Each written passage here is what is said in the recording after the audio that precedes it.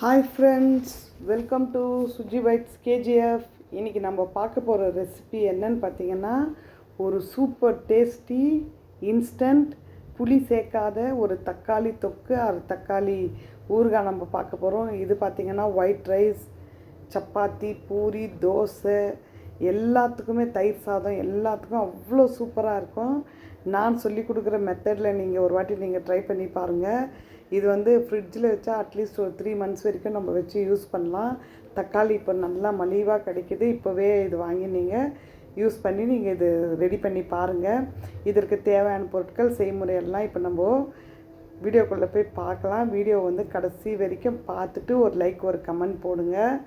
இப்போ இதற்கு தேவையான பொருட்களெல்லாம் நம்ம இப்போ வீடியோக்குள்ளே போய் பார்க்கலாம். வாங்க இப்போ நம்ம வீடியோக்குள்ளே போகலாம். ஒரு அடிகனமான ஒரு கடாய் வச்சுருக்கேன். இது வந்து பார்த்திங்கன்னா நான் ஒரு 1.5 kg தக்காளி எடுத்திருக்கேன். ஒரு 1.5 teaspoon வெந்தயம், ஒரு 1.5 teaspoon கடுகு வந்து நல்லா பொன்னிறமாக வறுத்து வந்து நம்ம எடுத்துக்கலாம். தீக்கக்கூடாது. வறுத்து நல்லா பொன்னிறமாக வறுத்து நல்லா மணம் வர வரைக்கும் வறுத்து எடுத்துக்கலாம். அவ்வளோதான். ஒரு தனியாக ஒரு கப்பில் எடுத்து வச்சுக்கலாம்.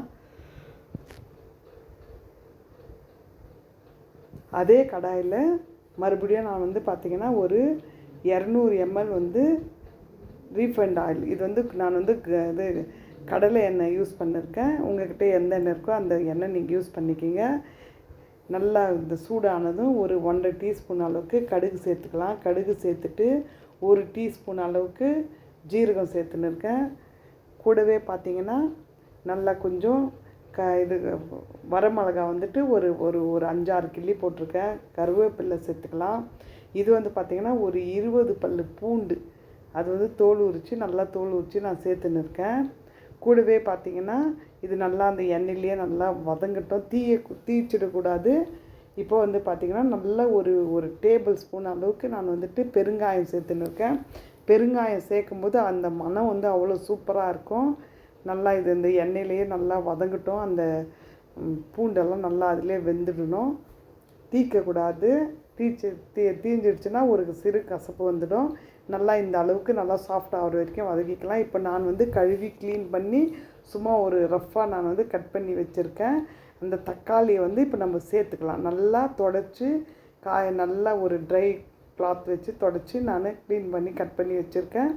சேர்த்துட்டு நல்லா வந்துட்டு அப்படியே கொஞ்சம் கலக்கி கொடுக்கலாம். தீயை வந்து மீடியம் டு ஹை ஃப்ளேமில் வச்சுட்டு நல்லா வந்து அது அப்படியே வேகணும். அந்த எண்ணெயிலேயே அந்த தக்காளி எல்லாம் வேகட்டும். இன்னும் நீங்கள் பொடியாக கட் பண்ணி சேர்த்துக்கிறதா இருந்தால் கூட சேர்த்துக்குங்க. இதுவே வந்து போதும். அது அப்படியே வெந்து வரும். அந்த டெக்ஸ்சர் வந்து அப்போ தான் நம்மளுக்கு நல்லா கிடைக்கும். நல்லா அந்த ஊறுகாய்க்கான டெக்ஸ்சர் கிடைக்கும். மூடி போட்டு நல்லா வந்து இடையில மூடி நம்ம ஓப்பன் பண்ணி பார்க்கலாம். நல்லா வந்து இது வேகட்டும்.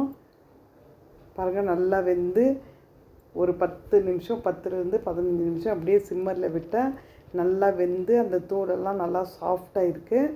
கொஞ்சம் நம்ம வந்து இடையில நம்ம வந்து கிளறி கொடுக்கலாம். நல்லா வெந்துடுச்சு. இந்த ஸ்டேஜில் வந்து நம்ம நல்லா இப்போ இதுக்கு தேவையான ட்ரை பவுடர்ஸ் எல்லாம் சேர்த்துக்கலாம். 1.5 teaspoon மஞ்சள் பொடி சேர்த்துன்னு இருக்கேன்.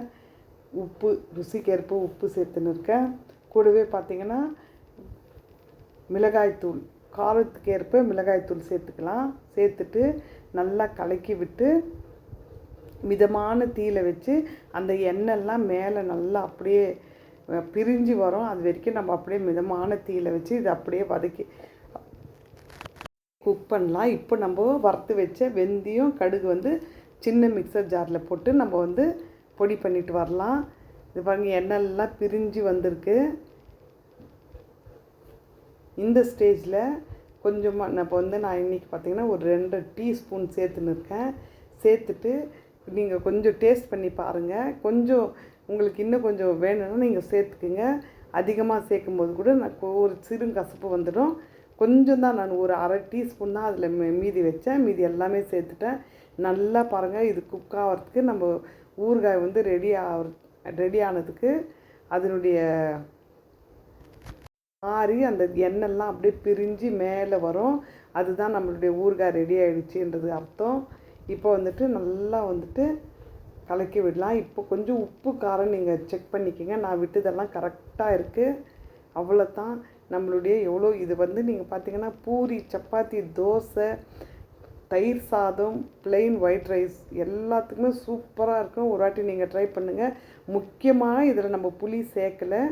தேங்க்ஸ் ஃபார் வாட்சிங் Suji bites KGF and thanks for